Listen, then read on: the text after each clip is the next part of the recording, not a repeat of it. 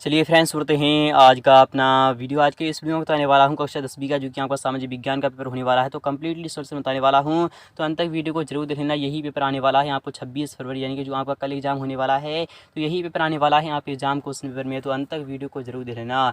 तो शुरू करते हैं आज का अपना वीडियो फ्रेंड्स। आप यहाँ पर सीरियल नंबर भी आप अच्छा अपना मिला लीजिएगा। और यहाँ पर आप देख सकते हो कि विषय कोड जो है आपका S300 रहने वाला है। हाई स्कूल मुख्य परीक्षा वर्ष 2022 का यानी इसी वर्ष का रहने वाला है। सामाजिक विज्ञान यानी सोशल साइंस का रहने वाला है। तो टाइम आपको 3 घंटे का मिलेगा, यानी 3 घंटे के अंदर अंदर आपको हर हाल में पेपर को सॉल्यूशन करना ही करना होगा। और मैक्सिमम मार्क आपको पता होना चाहिए कि 80 मार्क्स का आपका पेपर होता है। तो जिस किसी स्टूडेंट को 80/80 चाहिए, इनके 100% जिस किसी स्टूडेंट को करना है, तो वो एक बार वीडियो को जरूर देखेगा। जब आप पेपर करके आओ तो आप कमेंट सेक्शन में बता देना कि कितना फंसा, इस पेपर से आपका कितना लाभ हुआ। तो शुरू करते हैं आज का अपना। तो फ्रेंड्स, आपका जो क्वेश्चन पेपर है वो इस प्रकार से रहने वाला है, तो अंत तक वीडियो को जरूर देखना। यहाँ पर यह सोशल साइंस का रहने वाला है, इनके सामाजिक विज्ञान का आपको कंप्लीटली सॉल्यूशन बताने वाला हूँ। इनके 1 से लेकर 23 तक आपके संपूर्ण प्रश्नों का मैं आपको जवाब देने वाला हूँ। तो लास्ट तक वीडियो को जरूर देख लेना। आप यहाँ पर देख सकते हो कि 3 घंटे का ही आपको टाइम दिया जाएगा क्वेश्चन पेपर को सॉल्यूशन करने के लिए। और पूर्णांक जो होता है वह, यानी कि अंक जो होता है वह 80 मार्क्स का आपका पेपर होता है। तो 80/80 जिस किसी को भी चाहिए वो अंत तक वीडियो को जरूर देख लेना। तो निर्देश आपके सामने दिया है। पहला वाला निर्देश है कि सभी प्रश्न अनिवार्य हैं, ऑल क्वेश्चन आर कंपलसरी। आपको जितने भी क्वेश्चन दिए जाएंगे आपको सभी को सॉल्यूशन करना होगा। और सेकंड वाला क्या कह रहा है ये भी आपको देखना है और समझना होगा कि प्रश्न क्रमांक 1 से लेकर 5 तक आपको वस्तुनिष्ठ प्रश्न है, जिसमें कि आपको कुल 32 मार्क्स मिलने वाले हैं। क्योंकि ये क्वेश्चन ऐसे होने वाले हैं, तो 1 से 5 तक ये क्वेश्चन ऐसे होने वाले हैं जिसमें आपको 32 मार्क्स बिल्कुल ही क्लियर हो जाने चाहिए। और यहाँ पर नेक्स्ट वाला क्वेश्चन क्या कह रहा है ये भी आपको देख लेना है और समझना होगा कि प्रश्न क्रमांक 6 से लेकर 23 में आपको प्रत्येक में आंतरिक विकल्प दिए गए हैं। विकल्प के आधार पर ही आपको क्वेश्चन को सॉल्व करना होगा, यानी कि आपको बता दिया जाएगा कि एक क्वेश्चन जो होगा उसमें आपको अथवा में भी दिया जाएगा, यानी कि आपके सामने ऑप्शन होंगे, आपको कौन सा करना है। जो आपको आता होगा वही आप कर दीजिएगा, आपका आंसर पूरा माना जाएगा। यहाँ पर चौथे वाले की बात नहीं कि प्रश्न क्रमांक 6 से लेकर 15 तक आपको प्रत्येक प्रश्न में आपको इनके अति लघु उत्तरीय प्रश्न है, उत्तर की शब्द सीमा आपके 30 शब्द रहनी चाहिए। मिनिमम आपको 30 शब्दों के अंतर्गत आपको आंसर लिखना होगा। इसमें प्रत्येक प्रश्न आपका 2 अंक का रहने वाला है। और नेक्स्ट की बात है यहाँ पर क्या है, प्रश्न क्रमांक 16 से लेकर 19 तक प्रत्येक प्रश्न आपका 3 अंक का रहने वाला है। एक क्वेश्चन का जवाब जिस किसी स्टूडेंट ने दे दिया तो आपको 3 अंक मिलने वाले हैं। और शब्द सीमा जिसकी आपको 75 शब्द रहनी चाहिए। कितनी रहनी चाहिए? 75 शब्द रहनी चाहिए। और यहाँ पर देख लीजिएगा प्रश्न क्रमांक 20 से 23 में आपको आंतरिक विकल्प दिए हैं कि यहाँ पर कह रहा है एक क्वेश्चन जो होगा वो 4 अंक का होगा। शब्द सीमा आपकी 120 शब्द रहनी चाहिए। यहाँ पर 7वां जो कह रहा है प्रश्न क्रमांक 20 का उत्तर दिए गए निर्देशानुसार आपको भारत के रेखा मानचित्र पर आपको दर्शाना होगा। तो इसलिए 1 से लेकर 23 तक आपको संपूर्ण सॉल्यूशन कराने वाला हूं, तो अंत तक वीडियो को जरूर देखना। अगर आपने चैनल को सब्सक्राइब नहीं किया है तो चैनल को जरूर सब्सक्राइब कर लीजिएगा और अपने तमाम साथियों के पास इस वीडियो को शेयर कर दीजिएगा, तो यही पेपर आने वाला है आप एग्जाम क्वेश्चन पेपर में। तो आपका जो पहला वाला क्वेश्चन होगा वो इस प्रकार से रखा जाएगा कि सही विकल्प चुनकर लिखना है। आपको क्या करना है? सही विकल्प चुनकर लिखना होगा। यह क्वेश्चन आपका 6 अंक का रहने वाला है। यहाँ पर पहला वाला क्वेश्चन है कि लौह अयस्क किस प्रकार का संसाधन है? क्या लौह अयस्क नवीकरणीय योग्य है? तो बिल्कुल ही नहीं है। क्या प्रवाह है? तो यह भी आपका नहीं है। क्या जैव है? ये भी नहीं है, तो आपका अनवीकरणीय योग्य है। क्या है? अनवीकरणीय योग्य है, यानी कि है इसकी एक लिमिट है। यह कुछ समय बाद क्या हो जाएगा? बिल्कुल ही जड़ से खत्म हो जाएगा, इसलिए आपका क्या हो जाएगा? अनवीकरणीय योग्य है, अर्थात ऑप्शन आपका डी वाला बिल्कुल ही यहाँ पर सत्य हो जाएगा। यहाँ पर बात करें सेकंड वाले क्वेश्चन की, वो इस प्रकार से रखा जाएगा कि पंजाब में भूमि निम्नीकरण का निम्नलिखित में से मुख्य कारण क्या है? तो आपको सिंपली अधिक सिंचाई लगा देना है। अधिक सिंचाई है, इसलिए यहाँ पर क्या आ जाएगा? आपको सिंपली यहाँ पर क्या आ जाएगा? अधिक सिंचाई वाला, यानी कि ऑप्शन नंबर आपका सेकंड वाला यहाँ पर बिल्कुल ही राइट हो जाएगा। यहाँ पर बात करें इनमें से कौन सी रबी की फसल है, तो हम जानते हैं चना एक रबी की फसल है और बाकी के चावल, मोटे अनाज, कपास, ये सभी क्या हैं? तो आपके ये सभी आपकी खरीफ की फसलें हैं। आपको ये भी पता होना चाहिए फिलहाल की। अगर नेक्स्ट की बात करें, यहाँ पर क्या है, इनमें से कौन सा उद्योग चूना पत्थर को कच्चे माल के रूप में प्रयुक्त करता है? तो सिंपली जो आपका आंसर हो जाएगा वह सीमेंट हो जाएगा। क्या हो जाएगा? आपको सिंपली सीमेंट पर क्लिक कर देना है, यानी कि सीमेंट ही आपका राइट ऑप्शन है। तो आई होप आपको समझ में आ रहा होगा। यहाँ पर बात नहीं क्वेश्चन एक ही, वो इस प्रकार से रखा जाएगा कि हमारे देश में इनमें से कौन सा महत्वपूर्ण परिवहन का साधन है? तो हम जानते हैं रेल परिवहन है, क्योंकि हमारे देश में सब में क्या है? परिवहन का महत्वपूर्ण साधन है। यहाँ पर क्वेश्चन फा की बात नहीं कि लौह अयस्क का उत्पादन किस राज्य में सबसे अधिक होता है? तो आपका आंसर आ जाएगा उड़ीसा में। कहाँ पर हो जाएगा? तो उड़ीसा में। ऑप्शन में आपका पहला वाला बिल्कुल ही राइट हो जाएगा। यहाँ पर बात करें नेक्स्ट वाले क्वेश्चन की, वो इस प्रकार से आपका पूछ जाएगा रहने वाला। यहाँ पर क्या है, सेकंड वाला क्वेश्चन इस प्रकार से है, रिक्त स्थान में आपको पूर्ति करना है, फिल इन द ब्लैंक्स, आपको खाली स्थान भरना होगा। यह क्वेश्चन आपका 7 अंक का रहने वाला। यहाँ पर क्या रहा है कि भारत में सिंहों का प्राकृतिक आवास स्थल गुजरात का क्या है, तो आपका आंसर क्या आ जाएगा। तो सिंपली आपको यहाँ पर क्या लिख देना है, यहाँ पर क्या है, भारत में सिंहों का प्राकृतिक आवास स्थल गुजरात का क्या है, तो गिर जंगल है। क्या है, तो गिर जंगल आपका जो आंसर हो जाएगा तो हो जाएगा गिर जंगल। क्या हो जाएगा, गिर जंगल, यही आपका आंसर रहने वाला है। गिर क्षेत्र भी आप यहाँ पर लिख सकते हो।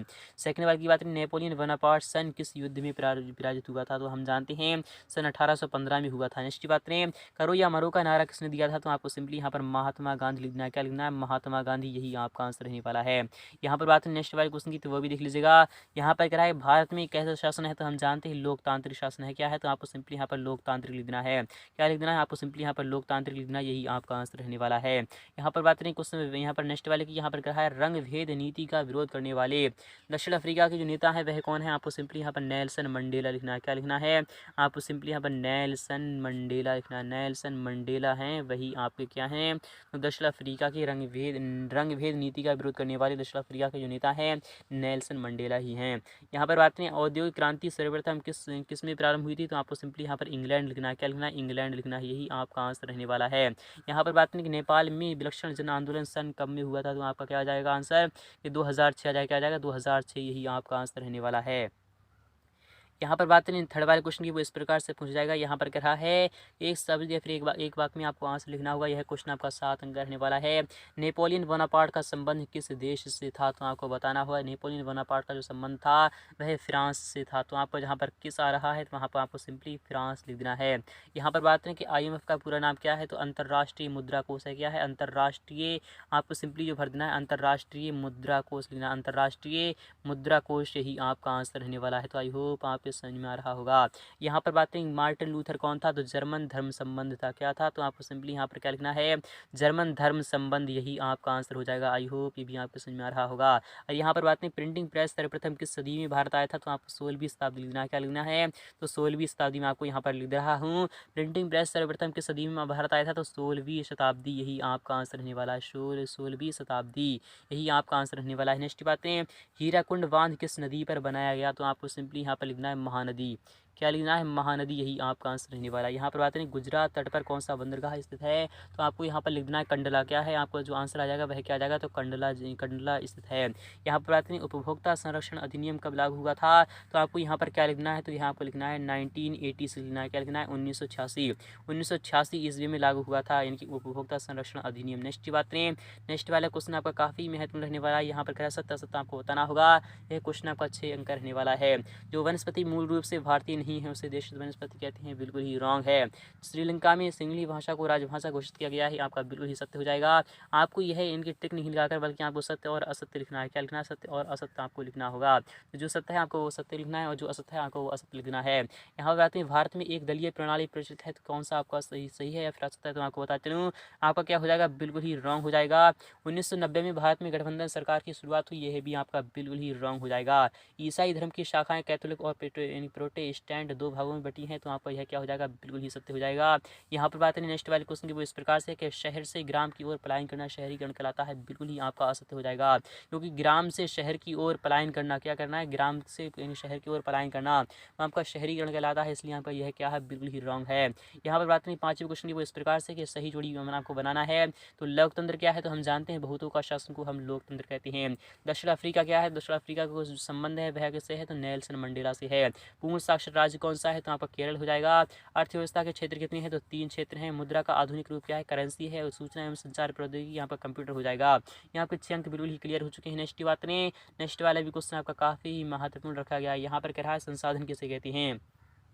हर वह वस्तु जिसकी हमें उपयोगिता होती है संसाधन कहलाती है। हर वह वस्तु जिसकी हमें उपयोगिता होती है संसाधन कहलाती है। बहुत ही इजी मैंने आपको लैंग्वेज में बताया है कि वह वस्तु जिसकी हमें उपयोगिता होती है संसाधन कहलाती है।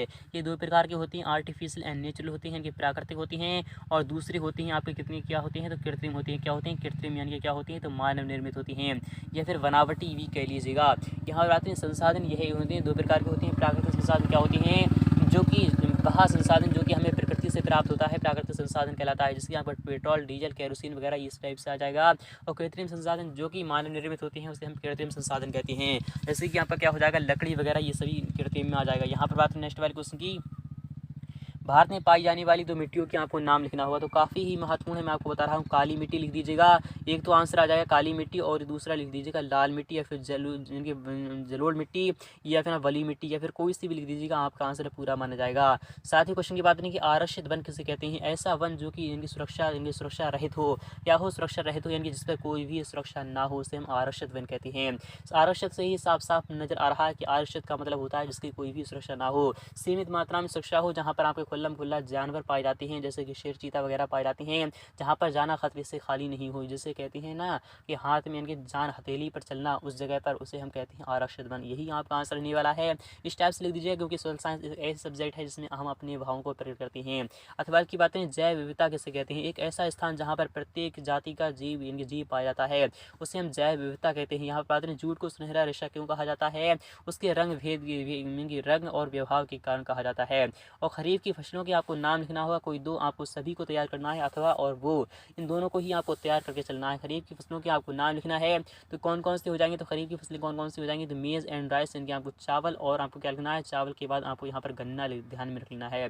चावल और गन्ना यह, या फिर यहाँ पर कपास भी लिख सकते हैं। क्या लिख सकते हैं? तो कपास भी आपका आंसर में आ जाएगा। यहाँ पर बात है जौवर कौन थे, तो आपको जौवर के बारे में बताना है। जौवर के बारे में आपको बताना है, यह क्वेश्चन आपका 2 अंक का रहने वाला है। अथवा की बात नहीं, औद्योगिक क्रांति से क्या आशय है? ऐसा एक ऐसी क्रांति जिसमें कि यहाँ पर यानी उद्योग में क्या होता है,